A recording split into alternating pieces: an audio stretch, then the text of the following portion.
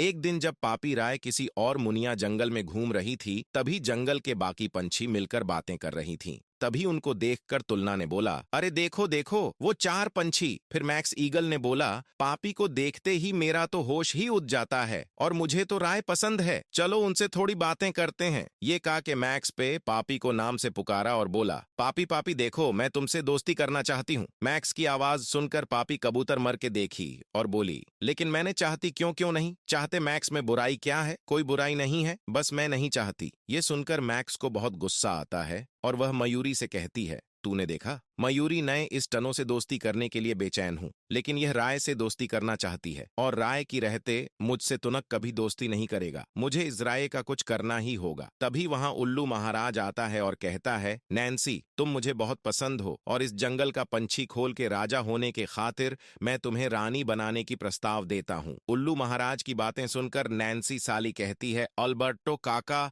दुआ maths, eagle और तोड़ना मिलकर नैन्सी साली को पढ़कर ले जाते हैं। ये देखकर पापी कबूतर मुनिया और राय में कहो विचलित होकर कहती हैं, नहीं नहीं, ऐसा मत कीजिए महाराज, नैन्सी को छोड़ दीजिए। लेकिन जब सब मिलके नैन्सी को स्कूल ही में चढ़ने ही वाले तभी अचानक से मुनिया उड़ते हुए आती है और खुद सूली पे बैठ जाती है। औरल बोला, पापी, आज मेरा जन्मदिन है और मैं सबके लिए फल लाया हूं। मैं जानता हूं तुम मुझसे दोस्ती करना नहीं चाहते, लेकिन इस जंगल के सदस्य होने के खातिर मेरे जन्मदिन पर एक फल तो खा सकती हो ना? ठीक है, आज तुम्हारा जन्मदिन है और आज के दिन मैं तुम्हें उदास करना नहीं चाहती। जन्मदिन मुबारक हो। यह कहा के पापी जब फल को खाने जा रही थी, तभी वहां नैन्सी आती है और कहती है, रुको पापी, मुझे इन पर विश्वास नहीं है, इसीलिए ये फल पहले मैं खाऊंगी। अगर मुझे कुछ नहीं हुआ तब तुम खाओगे। ये कहते ही नैन्सी फल खाना शुरू करती है और नैन्सी को फल खाते देखकर मैक्स डर के मारे वहां से भाग जाता है। नैन्सी फल खाते ही मार जाती है। तभी वहां राय पहुंचती है। ये क्या हो गया मेरे दोस्त, मुझे बचाने के लिए तूने जहर पी ली।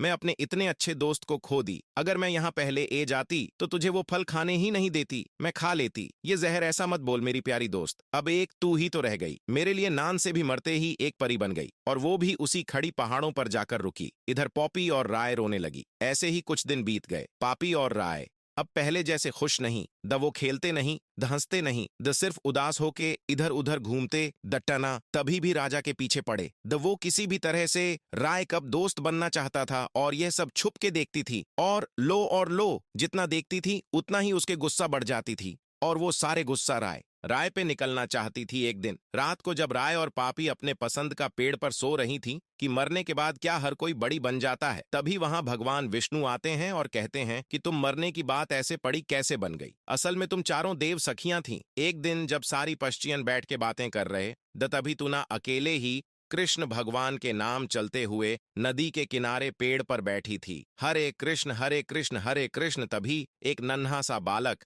अपनी घे के साथ खेलते हुए उसे पेड़ के नीचे आता है।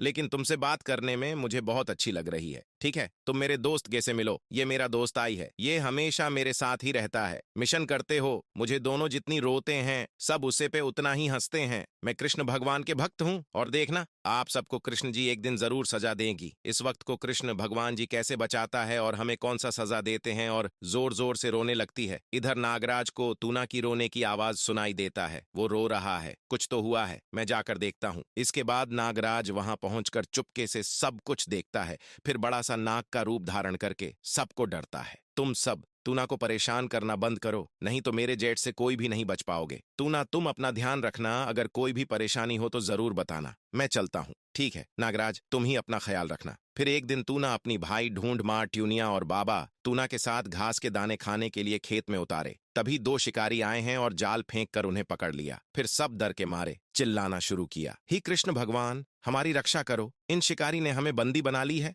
तब से तूना के दिन बहुत अच्छे से काटने लगे। कोई भी उसे परेशान नहीं किया। वो रोज मुकुंद कई और नागराज के साथ खेलती थीं, बातें करती थीं, बहुत खुशी खुशी रहती थी। लेकिन एक दिन तूना दारा हुआ मुकुंद के और भाग, और वहां पहुंच के तूना जोर जोर से कांपने लगी। अरे क्या हुआ तूना, तुम इतने दौरे क्यों हो? हान हान, तूना डरो मत, हमें बताओ क्या हुआ है। एक अजीब सा चीज हमारा पीछा कर रही है। जो पकड़ा गया वही मार रही है। कुछ पता नहीं ये क्या है, कहाँ से आई है, ये कौन सी चीज है प्रभु? तुम जाके देखो नागराज। ठीक है प्रभु। इसके बाद तूना और नागराज उधर जाके देखता है कि एक बड़ा सा भयंकर अजीब से चीज सबके पीछे भाग रहा है। अगर किसी को भी पकड़ लेता है तो वो तुरंत मार जा रहा है। सब चिल्लाते हुए भाग रहा है, मार रहा है। ये देख के नागराज अपनी मुंह से आंख निकल के उसे चीज को नष्ट करने की कोशिश की, लेकिन कुछ फल नहीं हुआ। वह चीज सबको पकड़ने के लिए भागने लगे। तभी नागराज आकर मुकुंद से कहा, प्रभु वो चीज बड़ा ही अजीब है।